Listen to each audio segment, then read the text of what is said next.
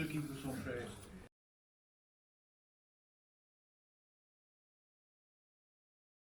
Une nouvelle année apporte de bonnes nouvelles et de moins bonnes. 2020 est de celles-là. Aussi, je vais commencer par les bonnes. La première étape est franchie pour la future maison de retraite. Les terrains sont achetés. Un jury a choisi, il y a quelques semaines, 3 cabinets d'architectes, tous de la région, parmi une vingtaine de candidats. Ces 3 élus doivent proposer leur projet en respectant les critères que nous leur imposons. Dans les 2 mois qui viennent, le jury retiendra le meilleur projet pour choisir l'équipe qui sera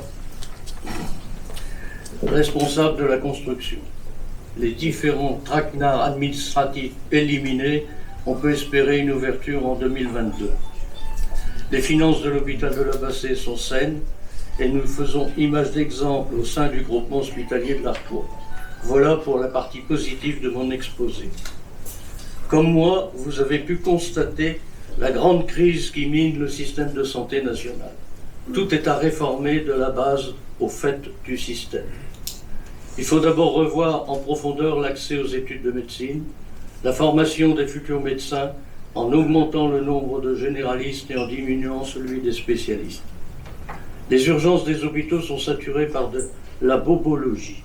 Un remède parmi d'autres serait d'exiger des médecins libéraux le respect du code de déontologie qui impose l'obligation d'assurer les gardes de nuit et des jours fériés. Que dire de la grande misère des hôpitaux publics? Je considère que l'hôpital doit rester un service public dont la priorité doit être l'accès aux soins pour tous et non une machine à engranger des revenus. Mais ceci n'exclut pas une gestion rigoureuse et une chasse au gaspillage. De multiples causes sont responsables de la misère des hôpitaux. L'État ne joue pas son rôle et les budgets destinés à l'entretien et la modernisation sont insuffisants. Le personnel, quelle que soit sa catégorie, est pressurisé avec très souvent un salaire insuffisant. Ceci explique en partie les difficultés de recrutement pour certains postes clés des établissements de soins. Je pourrais continuer à égrener la grande détresse de notre système de santé. Il est urgent de s'attaquer à tous ces maux pour que notre organisation sanitaire, longtemps une des meilleures du monde, retrouve son rôle de leader. Le personnel hospitalier a les compétences pour cette ambition, mais encore faut-il lui en donner les moyens pour réussir et exister. Des imprévus viennent perturber notre emploi du temps. Hier, après-midi, j'ai reçu un appel téléphonique de monsieur le sous-directeur de l'Agence régionale de santé, l'ARS.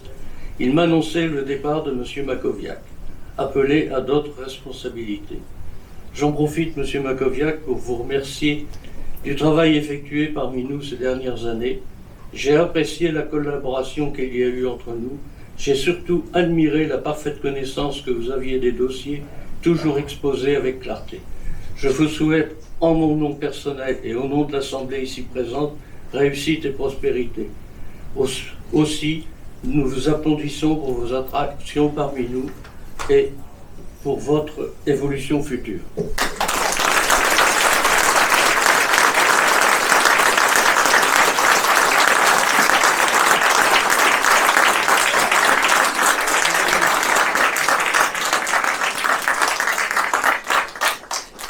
Je reste toutefois très inquiet de la suite.